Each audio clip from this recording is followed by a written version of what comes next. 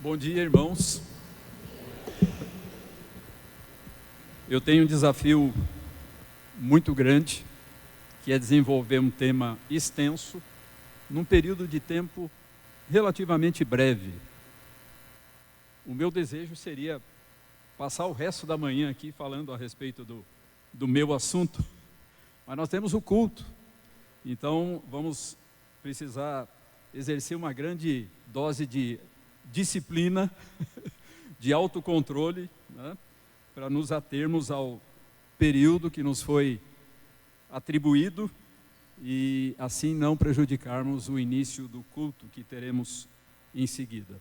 Irmãos, é uma alegria muito grande estar com vocês aqui em Sorocaba / Votorantim, né, agora sempre os dois nomes, e não somente pela oportunidade de conhecer essa igreja, que eu não conhecia, mas pela ocasião em que isso está ocorrendo.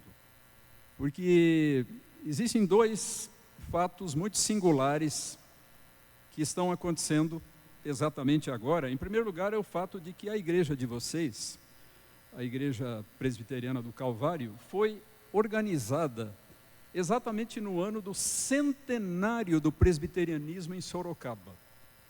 Então, a velha igreja central de Sorocaba foi organizada em 1869, a igreja de vocês, do Calvário, 1969. Então, na véspera do centenário do presbiterianismo, surgiu esta igreja, a Igreja do Calvário. E outro dado muito interessante é que nos próximos dias, a Igreja Presbiteriana aqui de Votorantim, a Igreja Central de Votorantim, vai estar comemorando o seu centenário. Então eu achei extremamente relevantes, né, esses dois fatos, e o fato de eu estar aqui exatamente nessa ocasião em que nós podemos lembrar esses dois eventos tão significativos para a caminhada do presbiterianismo aqui na nossa cidade, na nossa região. Meus irmãos, geralmente nós nos reunimos em escola dominical para estudar a Bíblia. Geralmente os temas estudados na escola dominical são temas bíblicos, temas doutrinários, temas relacionados com a vida espiritual, com missões e assim por diante. Mas hoje nós não vamos estudar isso propriamente, apenas de uma maneira mais indireta. Hoje vocês vão ter uma aula um pouco excepcional, no sentido de que nós vamos estar fazendo uma abordagem eminentemente histórica. Nós vamos falar de história. Mas eu entendo, meus irmãos, que a história, ela tem uma profunda importância e uma profunda ligação com a nossa fé. Quando a gente olha para a Bíblia, nós vemos a Bíblia como um livro saturado de história. Tanto no Antigo quanto no Novo Testamento, nós vemos a história do povo de Deus, a história do agir soberano, providencial, redentor de Deus entre os seres humanos, e principalmente por meio do seu povo. Então a Bíblia é um livro profundamente histórico, e eu costumo dizer que uma das razões mais preciosas que nós temos para valorizar a história é o fato de que Deus, embora Ele em si mesmo seja um ser ahistórico, ou seja, um ser que não é condicionado pela história, pelo tempo e o espaço que caracterizam a história, Deus está além da história, além do tempo e do espaço. No entanto, Ele fez uma coisa maravilhosa. Em Cristo Jesus e na sua encarnação, Ele entrou na história humana.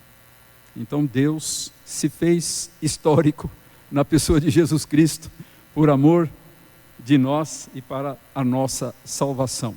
Então só isso já é um motivo mais do que suficiente para valorizarmos imensamente a história.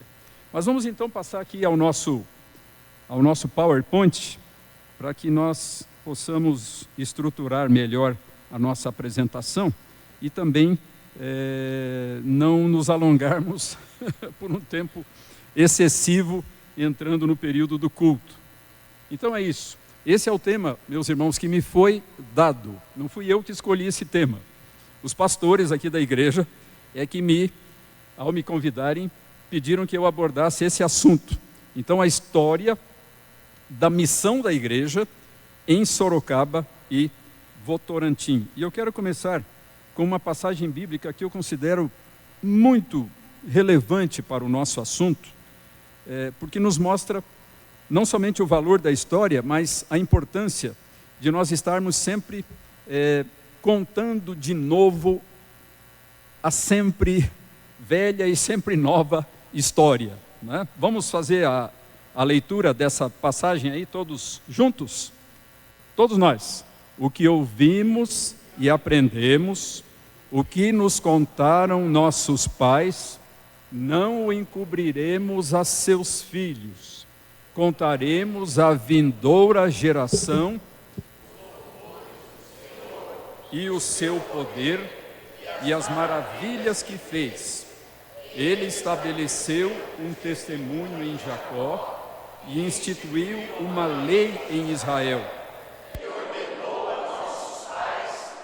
Transmitissem a seus filhos, a fim de que a nova geração os conhecesse.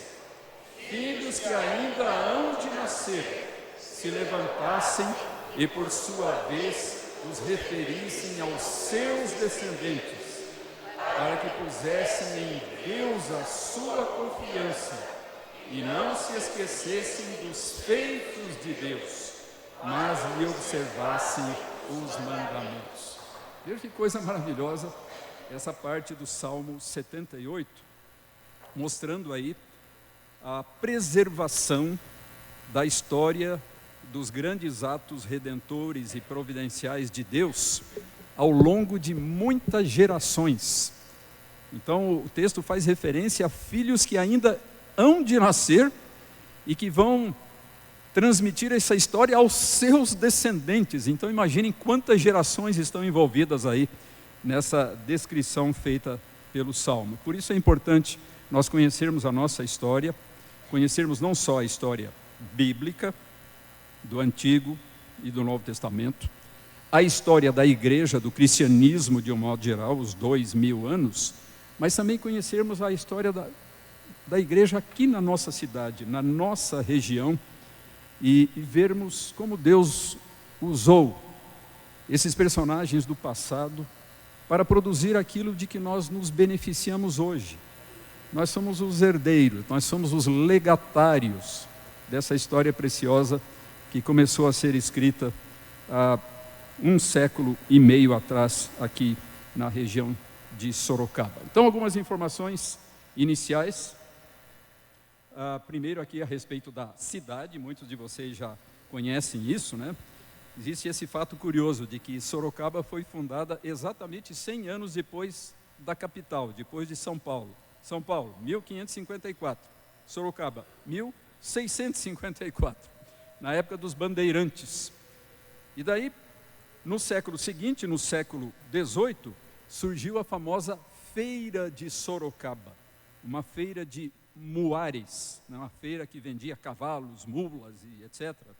Na época do tropeirismo, os tropeiros que saíam por esse Brasil afora, transportando mercadorias e contribuindo para a expansão das próprias fronteiras do Brasil. Então, Sorocaba teve um surto muito grande de prosperidade naquele período.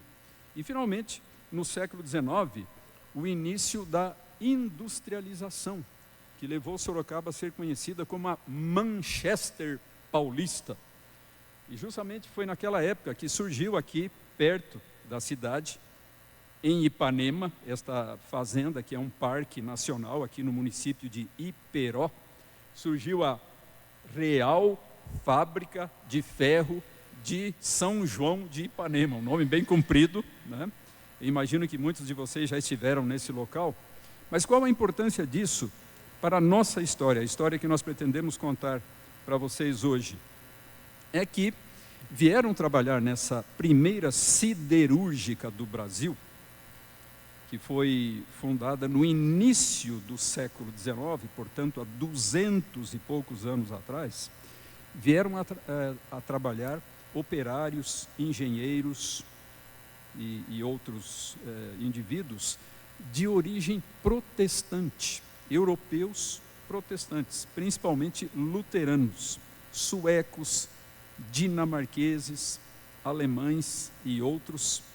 E eles tiveram então uma participação muito importante nessa história, como vamos ver dentro de instantes. Então, alguma coisinha aí mais geral a respeito de Sorocaba. Então, essa é uma foto, eu vou mostrar para vocês muitas fotos nessa apresentação. Essa é uma foto bonita lá das ruínas da antiga fábrica de ferro de Ipanema. E no slide seguinte, essa porta maravilhosa, uma porta que foi colocada lá num dos edifícios em 1841, imaginem, há quase 200 anos, em homenagem à maioridade do Dom Pedro II, nosso segundo imperador. Então, quando houve o decreto declarando a sua maioridade, então foi feita essa belíssima porta pelo Império, mas o Dom Pedro, reverendo, só recebeu de fato a homenagem 5 anos depois, em 1846. Ele não pôde vir a Sorocaba em 1841 porque tinha havido uma revolução aqui, a famosa Revolução Liberal de 1840, 41. Então, só alguns anos depois o Dom Pedro veio e recebeu esta homenagem. Quando forem à Fazenda Ipanema, não deixem de ver essa belíssima porta que foi restaurada há algum tempo atrás e está lá disponível para os visitantes. Muito bem. Agora, um personagem muito importante para a história do presbiterianismo em Sorocaba e região foi esta figura do reverendo José Manuel da Conceição, o chamado padre protestante. Inclusive, a igreja presbiteriana de Votorantim está localizada na Avenida Reverendo José Manuel da Conceição. Mas, enfim, quem foi esse indivíduo, este Conceição?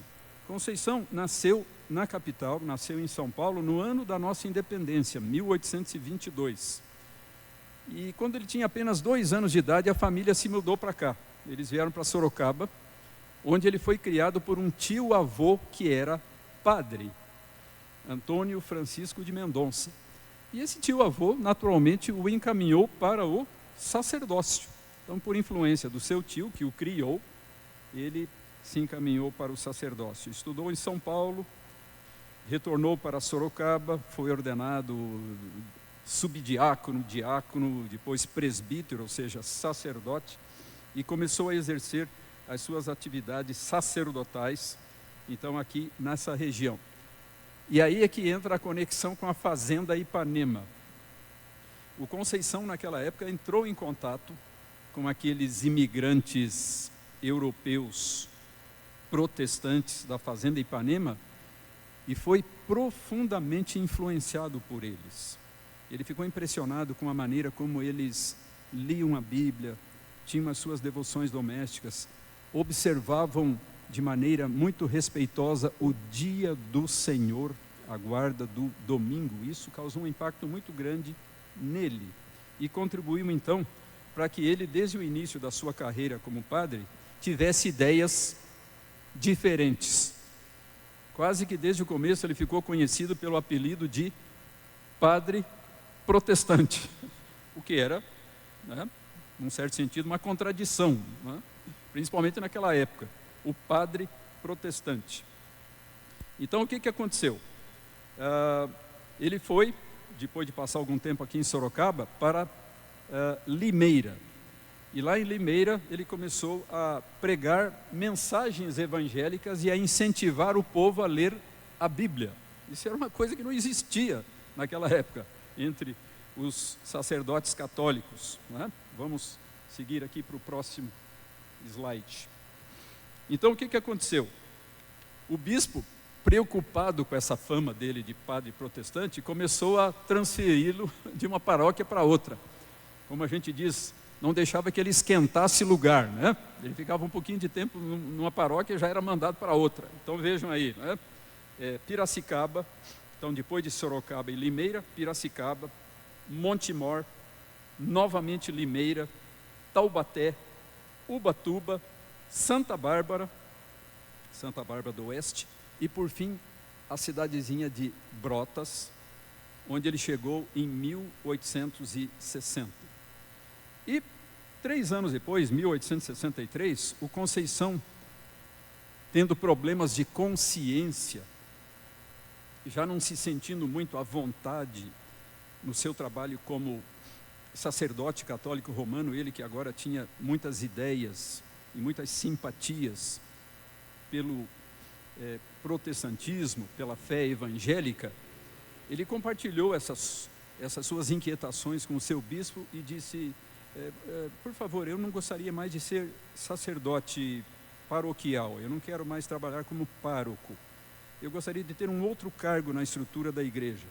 E eles então lhe deram esse cargo que está mencionado aí, de vigário da vara. Então lá no segundo parágrafozinho lá, vigário da vara, que era uma função meramente administrativa e não propriamente sacerdotal. E ele adquiriu então um sítio às margens do rio Corumbataí, perto de Rio Claro, e ficou residindo lá. E no final desse mesmo ano de 1863, ele recebeu a visita do reverendo Alexandre Blackford, que recentemente, mas recentemente mesmo, poucas semanas antes, havia chegado a São Paulo para iniciar o trabalho presbiteriano na capital. Ele chegou a São Paulo e ouviu essas histórias que circulavam por aí sobre a existência no interior da província de um padre protestante. Ele ficou muito curioso, ele quis conhecer esse indivíduo, foi visitar o Conceição na sua chácara lá perto de Rio Claro.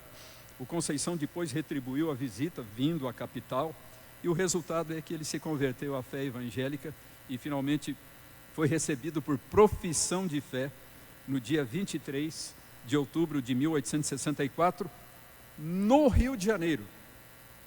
Por que no Rio de Janeiro e não em São Paulo? Porque eles temiam as repercussões desse ato, né? Eles achavam que se eles fizessem isso em São Paulo, onde ele era mais conhecido, podia haver repercussões desagradáveis para a obra evangélica. Então eles fizeram lá bem longe, no Rio de Janeiro.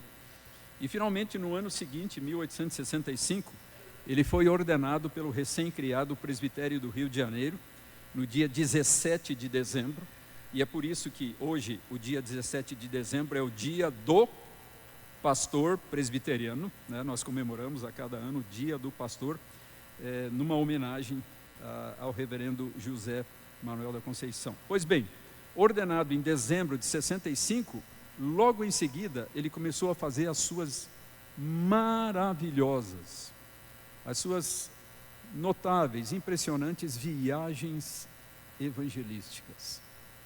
Interior de São Paulo, sul de Minas, Vale do Paraíba e sul de São Paulo, passando aqui por Sorocaba e indo até praticamente a divisa com o Paraná.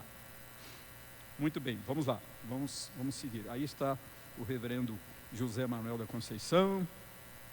Apesar dessa aparência assim tão tranquila e até dessa roupa bonita que ele está usando aí, nessa foto pintura, uma foto retocada, né? Transformada numa espécie de uma pintura. Mas o fato é que o reverendo Conceição viveu uma vida de muito sofrimento e de muita provação por causa do Evangelho, viajando sempre a pé, praticamente só com a roupa do corpo e uma pequena sacolinha pendurada no ombro, com alguns pertences, enfrentando muitas vezes horríveis manifestações de intolerância, sendo apedrejado, atacado por cães e outros problemas. Então foi um ministério muito difícil, muito sofrido, de muitas provações, mas no qual ele deixou frutos maravilhosos e plantou as sementes de muitas igrejas que nós temos hoje. Então devemos ser profundamente gratos a Deus pela vida, pelo trabalho e pelo ministério deste líder, desse irmão nosso do passado. Então, vamos lá. que mais? Então, agora voltando a Sorocaba. Qual foi a primeira visita que Sorocaba recebeu de um pastor ou de um pregador presbiteriano? Então foi no ano de 1861, nos primeiros meses de 1861, quando esteve aqui ninguém menos do que o fundador do presbiterianismo no Brasil, o reverendo Ashbel Green Simonton. Ainda chegado recentemente ao Brasil, ele fez uma viagem pelo interior da província de São Paulo, passou por Itu, Piracicaba, Campinas, Limeira e também aqui por Sorocaba, onde ele deixou um depósito de Bíblias na casa da primeira família que abraçou a fé evangélica aqui na cidade, a família de José Antônio de Souza Bertoldo. Mas o trabalho regular de evangelização em Sorocaba começou alguns anos depois, então em 1866, exatamente com uma visita feita pelo reverendo Conceição no mês de março, ele que tinha sido ordenado pastor evangélico, pastor presbiteriano, apenas uns poucos meses antes.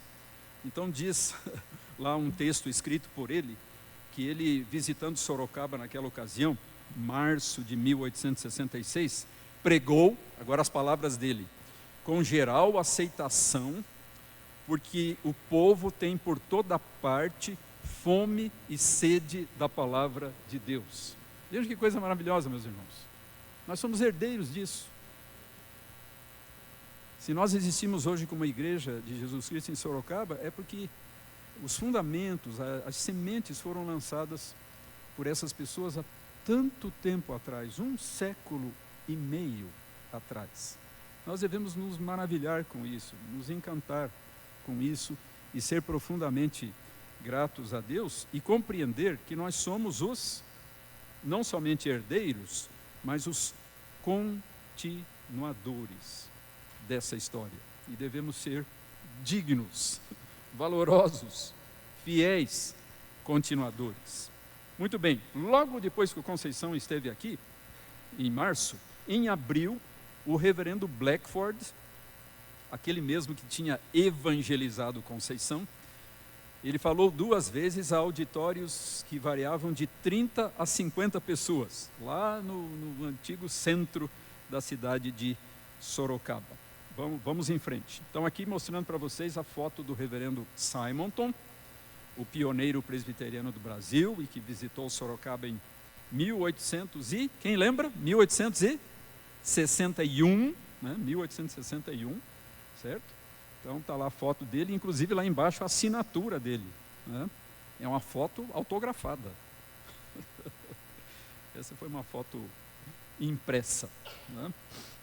E vejam que interessante esse testemunho dado pelo reverendo Blackford, que eu torno a dizer, esteve aqui logo depois do Conceição. Então, vejam um trecho do diário do reverendo Blackford, que era o pastor da igreja de São Paulo. Terça-feira, 3 de abril, ou seja, de 66, saí para Sorocaba acompanhado por José Rodrigues. Quem que era o José Rodrigues? Era o seu camarada, como se dizia naquela época, né? O seu auxiliar, lá principalmente com os animais. Chegamos no dia 5, então 2 dias de viagem de São Paulo até Sorocaba, né? Hoje nós vemos em 1h30 de carro, né?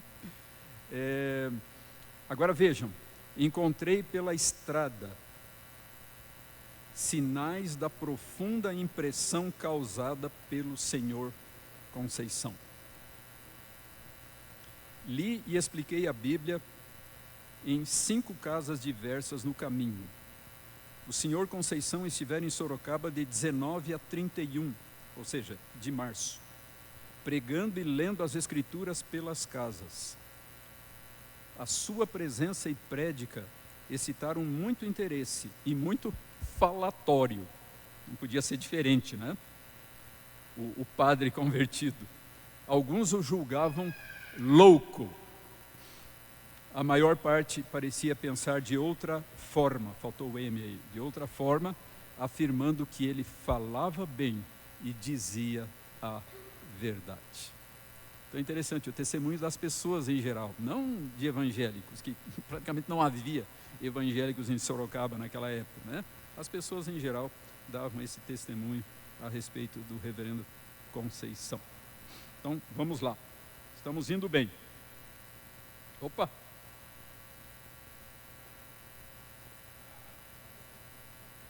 Não consigo voltar. É isso? Certo. Agora deu. Então, a gente estava aqui. Agora.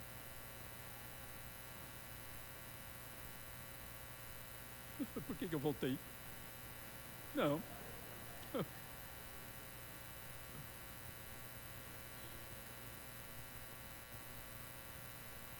Tá preguiçoso aqui o... Pronto, agora deu. Muito bem. Então já vimos março e abril de 66. Agora maio de 66. A cada mês, né, um novo visitante. No dia 20 de maio, quem que passou aqui por Sorocaba? E quando eu digo aqui em Sorocaba, é lá no centro antigo, né? Isso aqui, onde nós estamos aqui, era um sertão, né, bem longe de Sorocaba. Então, quem passou? O reverendo Chamberlain, George Chamberlain. Ninguém menos que o futuro fundador da escola americana, que hoje é o Mackenzie, uma das maiores universidades evangélicas protestantes da América Latina. Então, o Chamberlain, quando era evangelista, antes de ser ordenado pastor, ele também pregou aqui em Sorocaba e foi ordenado pouco depois. No mesmo ano, o reverendo Conceição voltou a pregar nessa região por muitos dias, a bons auditórios, distribuiu bíblias, folhetos e exemplares do jornal Imprensa Evangélica, que foi o primeiro jornal evangélico, primeiro jornal protestante do Brasil. E um dado interessante é que vários imigrantes estrangeiros que residiam aqui na cidade ouviram o reverendo Conceição nessas suas prédicas. E um deles, ninguém menos que o empresário Luiz Mateus Mailaski, que lhe ofereceu um jantar. Quem conhece a história de Sorocaba sabe quem foi o Mailaski. Simplesmente o principal fundador da estrada de ferro sorocabana. Sorocaba, na segunda metade do século XIX, era chamada a capital do algodão. O principal produto aqui da região era o algodão. E também estavam surgindo as primeiras indústrias de tecidos, com base no cultivo do algodão. E surgiu então a ideia de se construir uma estrada de ferro ligando a capital até Sorocaba, a Sorocabana. E o principal responsável por essa obra grandiosa de 150 anos atrás foi esse Luiz Mateus Mailaski, que foi uma das pessoas que ouviram Conceição quando ele passou por aqui. Outros pastores que também passaram aqui, vindos de São Paulo, o reverendo Emanuel Pires e o reverendo William Pitt. E dizem os registros que eles encontraram grande interesse. Essa é uma tônica, essa é uma constante nos relatos, né? O profundo interesse das pessoas na pregação do Evangelho por esses vários instrumentos utilizados por Deus. E as duas primeiras famílias, então, que foram atraídas pelo Evangelho, aquela que eu já mencionei, a do José Antônio de Souza Bertoldo, e de um outro homem chamado Luiz Delfino. E aqui que vem, então, a foto do Mailaski. Vamos ver. Pronto, está aí ele. O Mailaski era natural lá da Áustria, aquela região da Áustria, lá mais no leste, um pouco no leste europeu. Ele tinha chegado recentemente a Sorocaba, quando ouviu o reverendo Conceição, e alguns anos depois, então, ele foi o construtor da estrada de ferro sorocabana. Muito bem. E daí, finalmente, chegamos à organização da igreja, no ano de 1869. Então, as primeiras pregações, 66, 3 anos depois, a organização da igreja, no dia 1º de setembro, pelo, mais uma vez, reverendo Blackford. Então, o Blackford, o pastor da igreja de São Paulo, é o organizador da igreja de Sorocaba, e foram na ocasião recebidos, como acontecia sempre em todas as igrejas organizadas naquele período, um pequenino grupo de membros iniciais, 5 pessoas. Então aí são os nomes, né? Antônio Modesto Ribeiro, Antônia Maria de Souza, Carolina Joaquina, Olímpia Felícia de Souza, daquela família Souza Bertoldo, que eu já mencionei algumas vezes, e Joaquim Avelino de Souza. Então, meus irmãos, esses são os seus irmãos de 150 anos atrás. Esses foram os primeiros presbiterianos de Sorocaba. De modo que a igreja daqui foi a 6ª igreja presbiteriana organizada no Brasil, depois de Rio, São Paulo, Brotas, Lorena e Borda da Mata. E a 4ª igreja organizada na província de São Paulo. Agora, qual foi o primeiro pastor da igreja de Sorocaba? O Blackford foi só o organizador. O primeiro pastor, o reverendo Chamberlain. Então, Chamberlain morando em São Paulo, pastoreando a igreja de São Paulo, dando os passos iniciais da escola americana, o futuro Mackenzie, ele tinha um carinho muito grande por Sorocaba e pela igreja de Sorocaba. Ele vinha aqui constantemente, ele pastoreou essa igreja por muitos anos, até que chegou o primeiro obreiro residente aqui na cidade. Então, nos seus relatórios, o Chamberlain se refere muitas vezes, com muita frequência, a Sorocaba. Então, aqui nós temos as fotos desses pioneiros. Lá do lado esquerdo, o reverendo Blackford, que organizou a igreja, Alexander Blackford. E do lado de cá, com uma barba grande, o reverendo George Chamberlain, o primeiro pastor da igreja. Vamos lá. Uma coisa interessante é que no início do presbiterianismo, aqui em Sorocaba, houve 2 casamentos importantes com moças aqui da cidade, moças presbiterianas, né? Daquelas famílias pioneiras. Então, em 1871, no dia 4 de fevereiro, o professor e aspirante ao ministério Júlio Ribeiro, que depois se tornaria um nome muito importante na literatura brasileira, como escritor, como filólogo, como jornalista e assim por diante, Júlio César Ribeiro Vaughan, filho de uma mineira e de um norte-americano. Ele, depois de ter sido o primeiro professor da escola americana de São Paulo, ele se mudou aqui para Sorocaba e casou-se com uma moça aqui da cidade, a Sofia Aurelina de Souza Bertoldo, e passou a residir na cidade, onde pregou muitas vezes, porque ele era candidato ao ministério, embora depois não tenha seguido a carreira pastoral. Mas o fato é esse, como mostra lá a segunda parte, o segundo parágrafo, na sua parte final, foi em Sorocaba, aqui em Sorocaba, que ele escreveu um belíssimo romance histórico, hoje pouco conhecido, Padre Belchior de Pontes. É um romance histórico sobre a Guerra dos Emboabas, aquela guerra entre os paulistas e os portugueses pelo controle das minas de ouro das Minas Gerais, né? Então ele escreveu esse romance aqui na cidade de Sorocaba. Eu tive a oportunidade de ler esse livro há um tempo atrás. E então, no ano de 1873, no dia 3 de agosto, o licenciado e futuro pastor Antônio Bandeira Trajano, um português, que depois se tornou um destacado pastor na igreja do Rio de Janeiro e também um conhecidíssimo autor de livros didáticos de matemática. As matemáticas, as aritméticas, os livros de geometria do reverendo Antônio Trajano foram utilizados em todas as escolas do Brasil por muitos anos. Mas enfim, ele se casou com uma irmã da esposa do Júlio Ribeiro, a Olímpia, então a irmã da Sofia. De modo que 2 personagens importantes vieram casar-se com moças presbiterianas aqui da cidade de Sorocaba, nesse período. Então vamos ver as fotos deles aí, desses 2. Então, lá do lado esquerdo, Júlio Ribeiro, que, como eu disse, foi grande escritor, foi jornalista, foi filólogo, ou seja, um estudioso da língua portuguesa.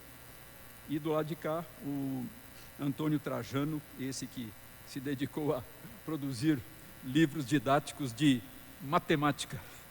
Uma matéria que a maioria das pessoas adora, né? Gosta muito. Reverendo Antônio Trajano. Vamos lá. E finalmente, o primeiro pastor residente aqui da cidade. Então, o primeiro pastor residente foi Antônio Pedro de Cerqueira Leite. Ele chegou ainda como licenciado em 1873. Ele foi ordenado só 3 anos depois, em 76. Mas ele foi o primeiro obreiro, o primeiro dirigente da igreja de Sorocaba, residente aqui na cidade. Então foi um avanço muito importante, né? Até então todo mundo vinha de fora, os missionários vinham de fora, lá de São Paulo principalmente. E agora um obreiro residente. E da onde que era o Antônio Pedro? Ele era lá da cidadezinha de Brotas, que, como vimos, tinha sido a última paróquia do José Manuel da Conceição. Então, a família Cerqueira Leite tinha sido profundamente influenciada pelo, entre aspas, padre protestante, né? E daí, dessa família, veio esse jovem ministro, esse jovem pastor, que foi o primeiro pastor residente aqui em Sorocaba. Ele veio acompanhado da sua esposa, Palmira Rodrigues, que tinha sido também uma das primeiras professoras da escola americana lá em São Paulo. E detalhe, os dois eram exímios musicistas.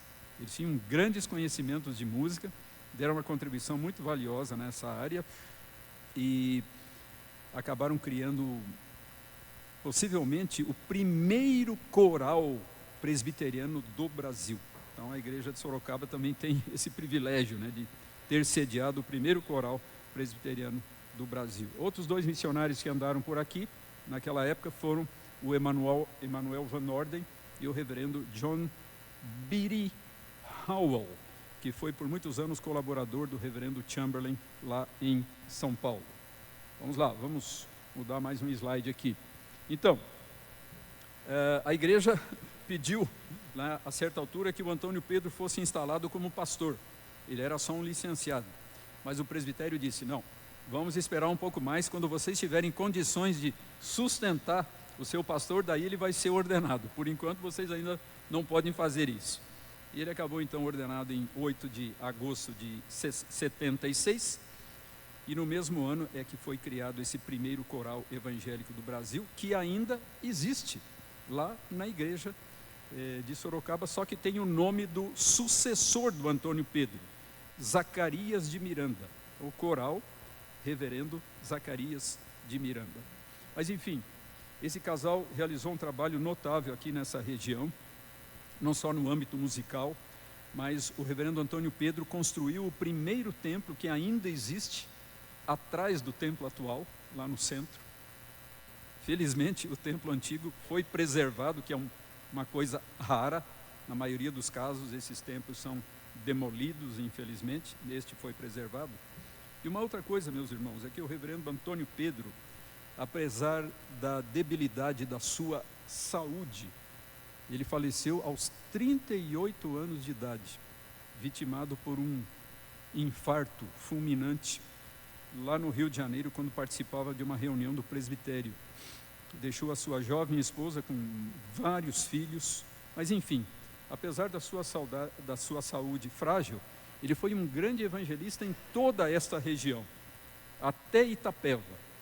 Itapeva, que antigamente se chamava Faxina, a vila da Faxina, né? Inclusive tem aquela história curiosa, reverendo Marcos, não sei se já leu em algum lugar.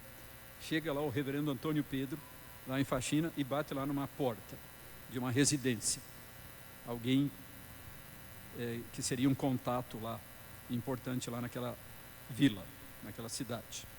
Vem a servente, vem a empregada atender a porta, fica tão impressionada com a aparência dele que não fala nada, fecha a porta, volta para dentro da casa e diz, aí fora tem um homem parecido com Jesus Cristo, né? Enfim, foi assim que entrou o evangelho em Faxina, na cidade de Itapeva, por meio do reverendo Antônio Pedro de Cerqueira Leite. Então é isso, são histórias muito boas, essas que nós vamos encontrando. Ele também criou uma escola primária, na qual ele teve a colaboração de um sobrinho, Remígio de Cerqueira Leite, e que depois foi continuada, depois da morte dele, Antônio Pedro, foi continuada pela sua esposa, pela viúva, pela professora Palmira Rodrigues de Cerqueira Leite, inclusive com o nome de Escola Americana, o mesmo nome da escola onde ela tinha sido professora lá na capital. Vamos lá, vamos ver esse casal aí, as fotos do casal. Então aí está o reverendo Antônio Pedro e a sua esposa, a dona Palmira Rodrigues. Tiveram vários filhos, um deles foi pastor, lá no Rio de Janeiro, pastor e engenheiro e alto funcionário da Estrada de Ferro Central do Brasil. Lisânias de Cerqueira Leite. Vamos prosseguir aqui.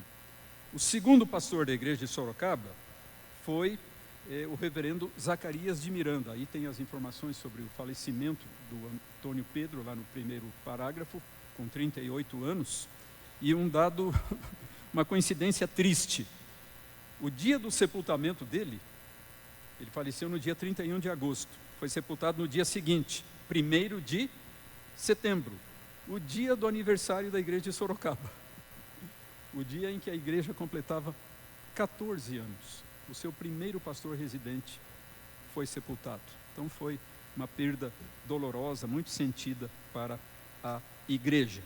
E então ele foi sucedido pelo reverendo José Zacarias de Miranda e Silva, mais conhecido só como Zacarias de Miranda, que também teve uma atuação muito importante, muito forte em vários aspectos da vida da cidade.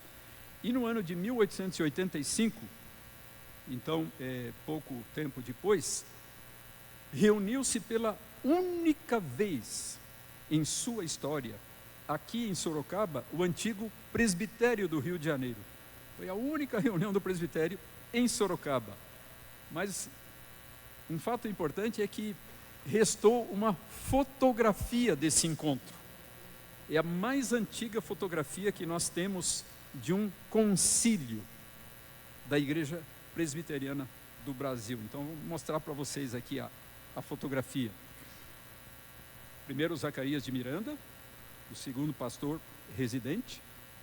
E então, essa foto valiosíssima, não de muito boa qualidade, mas de qualquer modo uma foto de altíssimo valor histórico, mostrando aí praticamente todos os pastores brasileiros e missionários americanos que faziam parte naquela época do presbitério do Rio de Janeiro, que na verdade abrangia o Brasil inteiro, era o único presbitério de todo o Brasil, né?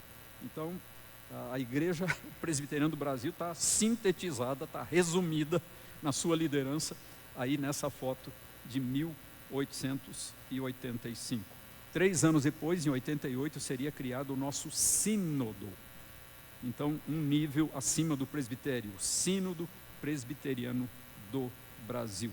Se nós tivéssemos tempo, reverendo, eu iria dizer o nome de cada um deles, né? Mas como nós já estamos meio atrasados, né? Então eu acho que eu vou pular essa parte, mas eu tenho uma lista aqui, né, de todos os nomes. Seria interessante ver os nomes aí desses pioneiros do presbiterianismo no Brasil. Então vamos lá, vamos em frente. Um dos personagens, meus irmãos, desse período, que foram membros da Igreja Presbiteriana de Sorocaba, foi este senhor, Isidoro Manuel Martins. Em Sorocaba ele foi diácono, mas ele se mudou para São Paulo e foi eleito presbítero da Igreja Presbiteriana de São Paulo. Agora, por que ele se mudou para São Paulo? Porque ele era construtor e foi contratado pelo reverendo Chamberlain para construir o internato, o edifício do internato masculino da escola americana, no campus que hoje é ocupado pela Universidade Mackenzie. ali no Higienópolis. Foi o primeiro edifício do campus do Higienópolis. Então foi construído pelo diácono, depois presbítero Isidoro Manuel Martins. Alguns anos depois, quando foi construído o prédio do Seminário Presbiteriano na Rua Maranhão, também o presbítero Isidoro foi o construtor. Mas existe uma outra razão pela qual o presbítero Isidoro é importante. Ele é antepassado de muitos pastores. Então, eu anotei aqui alguns nomes. Por exemplo, o reverendo Ari Barbosa Martins, que foi por muitos anos pastor da Igreja Presbiteriana de Limeira, foi neto do presbítero Isidoro. O reverendo Vadislau Martins Gomes, que mora lá em Mogi das Cruzes, bisneto. O reverendo Jonas Zulski, que faleceu recentemente em Limeira, casado com uma bisneta do presbítero Isidoro. E o reverendo Davi Charles Gomes, que foi chanceler da Universidade Presbiteriana Mackenzie e diretor do centro de pós-graduação onde eu trabalho, trineto do presbítero Isidoro. Então veja que coisa maravilhosa, né? Esses indivíduos deixando uma contribuição não só no âmbito espiritual, mas também na pessoa dos seus descendentes, das suas famílias. Isso também é um motivo de alegria e de gratidão a Deus. Vamos lá. Então, vamos passar uns slides aqui. E chegamos finalmente aos demais pastores, rapidamente, por causa do nosso tempo, né? Então, as famílias principais da igreja: Campos, Arruda, Aguiar e Pacheco. E os pastores, depois do reverendo Zacarias de Miranda: João Ribeiro de Carvalho Braga. Esse Carvalho Braga se casou também com uma moça aqui de Sorocaba, Alexandrina Teixeira da Silva.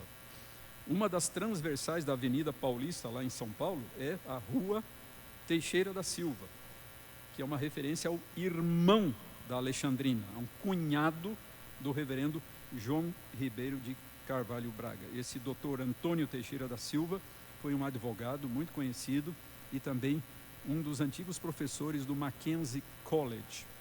E por isso foi homenageado com o nome desta rua lá da Avenida Paulista e dos Jardins, em São Paulo. O segundo pastor nessa lista, o reverendo Guilherme Kerr, que também se casou com uma moça aqui da região. No caso, Aurora de Campos.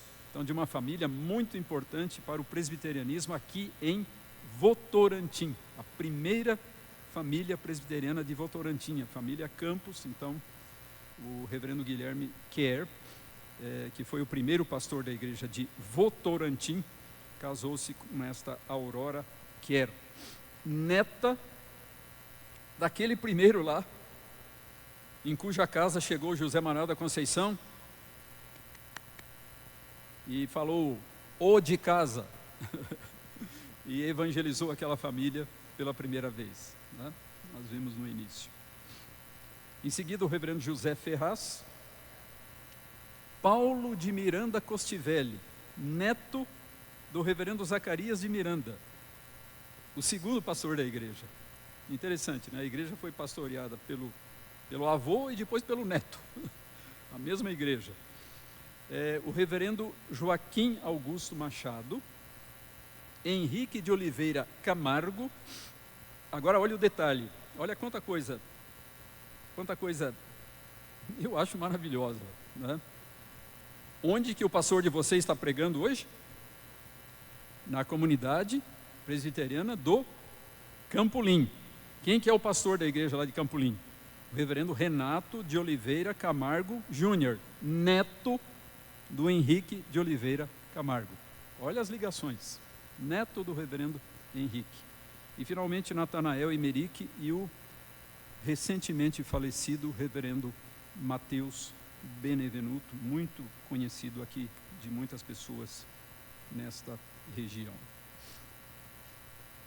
Então aqui estão o reverendo Carvalho Braga, que era português, como muitos outros que já vimos até agora, lá do lado esquerdo. Pai de quem? De uma das maiores personalidades do protestantismo brasileiro, o reverendo Erasmo Braga.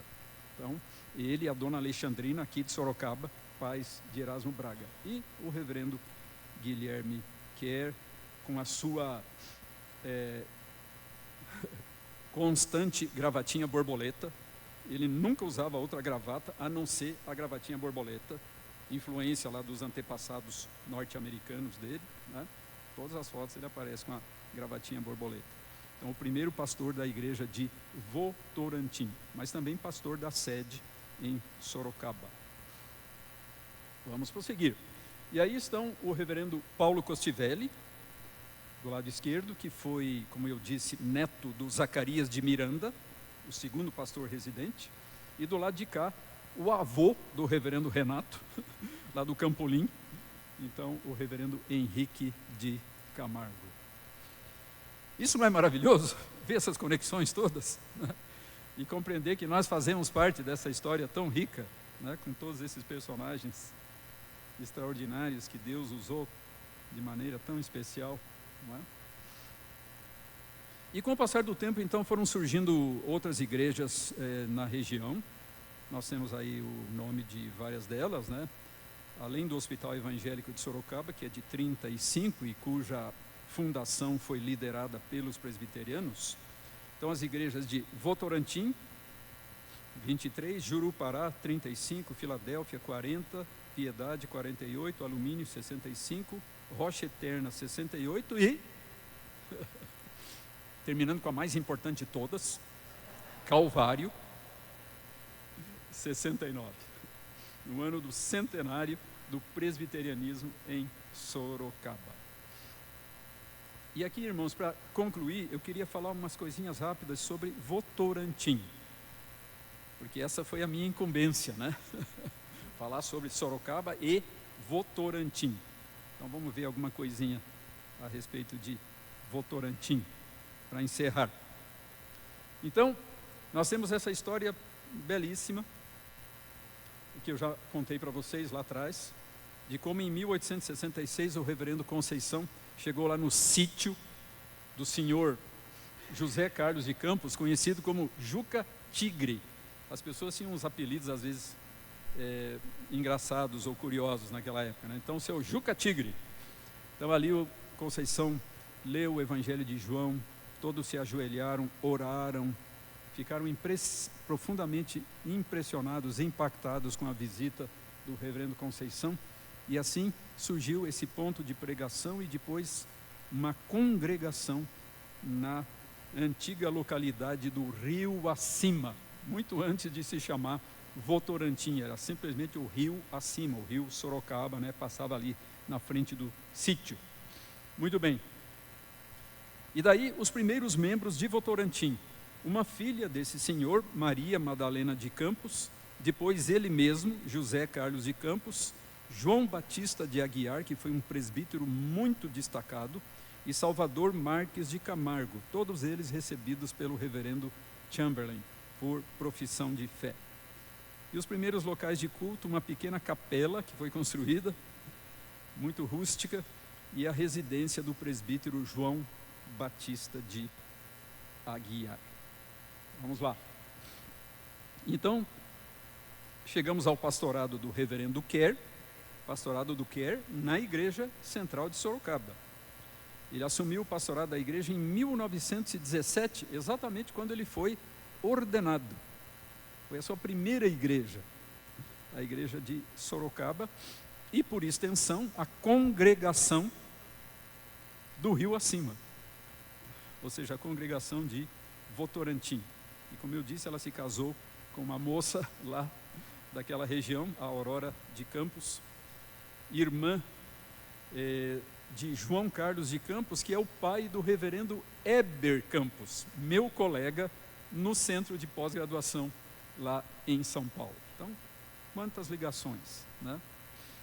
Então, o reverendo Heber é descendente dessa família que já está na 7ª geração de presbiterianos. Uma coisa maravilhosa. Isso não é muito comum na IPB, né? 7 gerações de presbiterianos.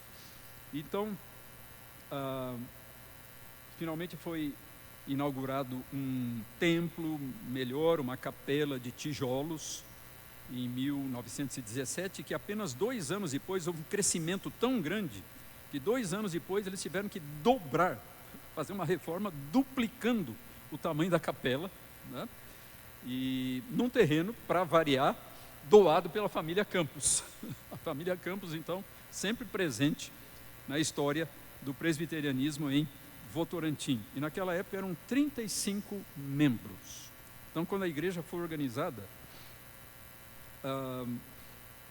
havia apenas, ou melhor, não quando a igreja foi organizada, quando foi construída esse templo melhor, eram apenas 35 membros no bairro que agora estava ficando conhecido não mais como Rio Acima, e sim como Votorantim, por causa de uma grande fábrica de tecidos que havia sido construída com esse nome, a Companhia Votorantim.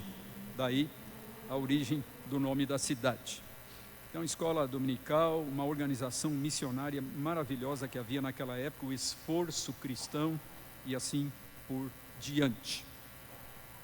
Vamos lá.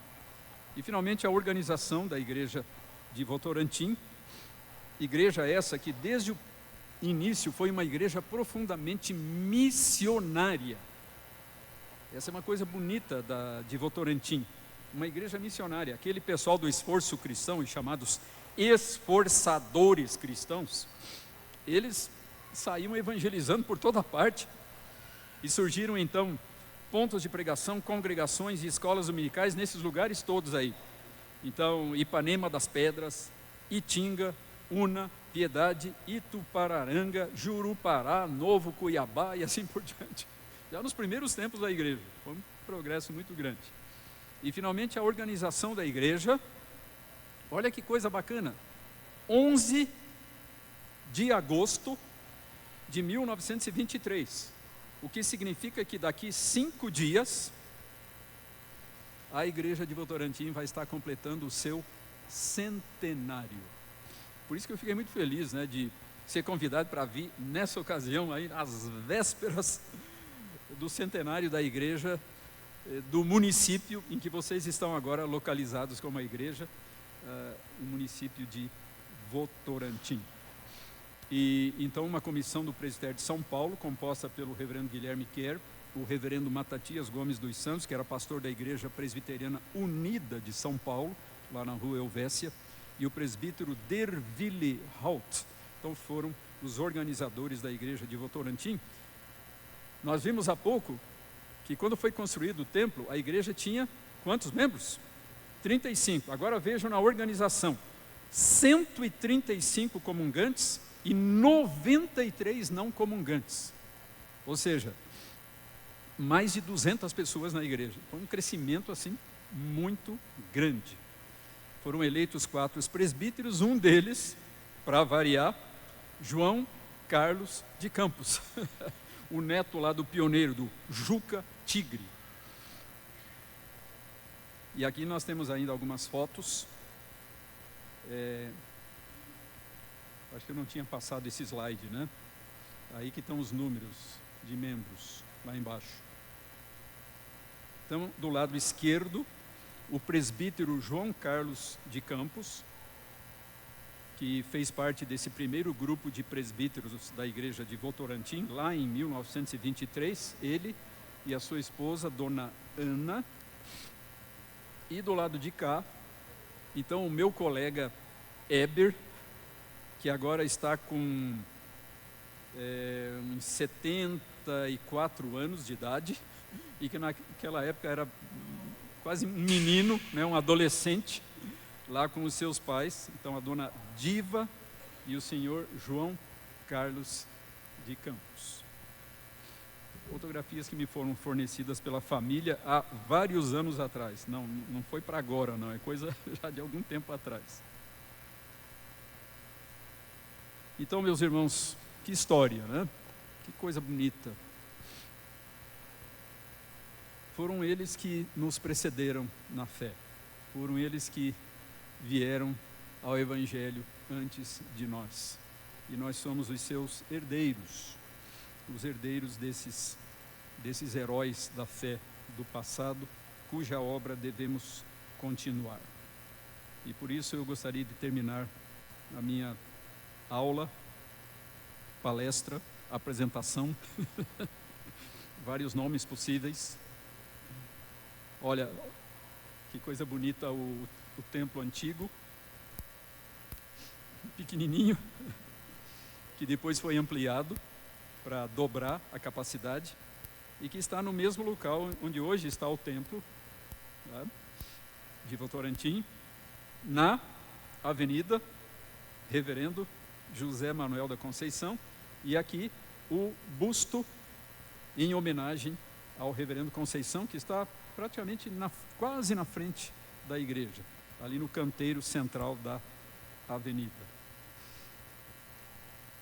E eu gostaria de terminar com esse versículo que eu acho precioso. Nós começamos lá atrás com um versículo, né, do Salmo 74, e vamos terminar com essa passagem aqui de Hebreus 12, 1 e 2, porque eu acho que ela se aplica muito bem a essa história. Ela nos mostra a importância de fazermos hoje, em relação a essa história, o mesmo que o autor de Hebreus recomendou aos seus leitores do passado. Vamos ler juntos, todos juntos?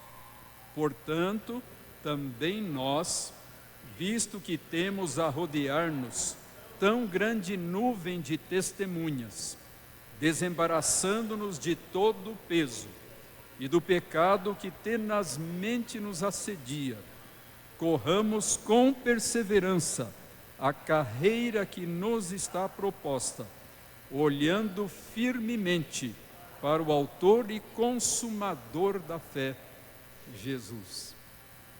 Amém. Vamos orar, meus irmãos. Oremos nesse momento. Vamos nos colocar de pé, irmãos, para essa oração?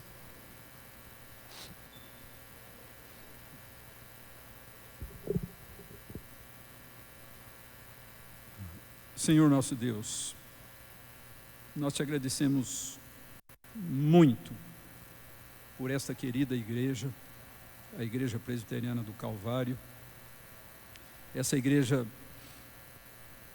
que tem tido uma carreira tão abençoada e que teve recentemente esta bênção tão grande de mudar-se para esse espaço tão amplo, tão bom.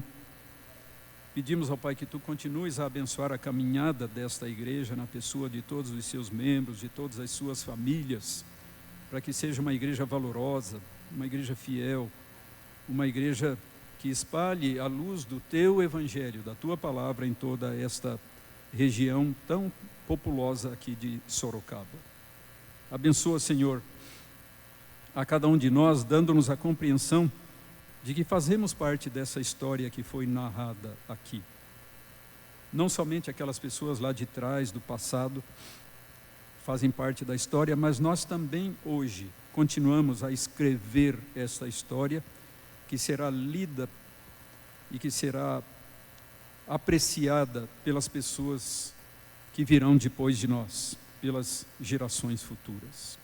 Permite, Senhor, que haja nos nossos corações não só um profundo sentimento de gratidão a Ti, por esta trajetória tão bonita, por essas figuras que Tu levantaste para pregar a Tua palavra aqui nessa região ao longo de tantos e tantos anos. Que nós tenhamos essa gratidão e este reconhecimento, mas também, Senhor, um profundo senso de responsabilidade em relação ao nosso presente e ao nosso futuro, para continuarmos de maneira digna, continuarmos de maneira comprometida e fiel esse trabalho que foi feito por tantos irmãos e irmãs do passado.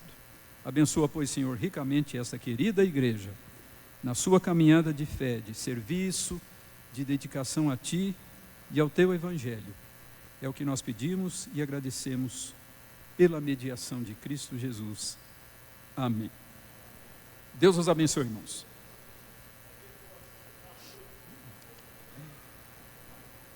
Muito obrigado em nome do Conselho de Educação. Por nada, foi um prazer. De nossa igreja, nós Amém. agradecemos muito, viu, pela preciosa palavra. Eu estava ali Bom. Isso.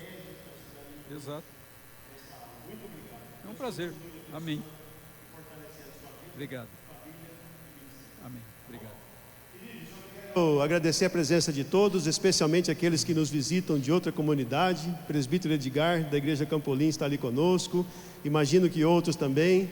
Nós estamos funcionando em Assembleia Geral Extraordinária para a eleição de 3 presbíteros e 7 diáconos. Então, se você que é membro ainda não votou, por favor, dirija-se agora antes do culto, assine o livro de presenças e vote na direção do Espírito Santo. 10h30 em ponto nós começamos o nosso culto ao Senhor com a administração também da ceia do Senhor. Deus abençoe.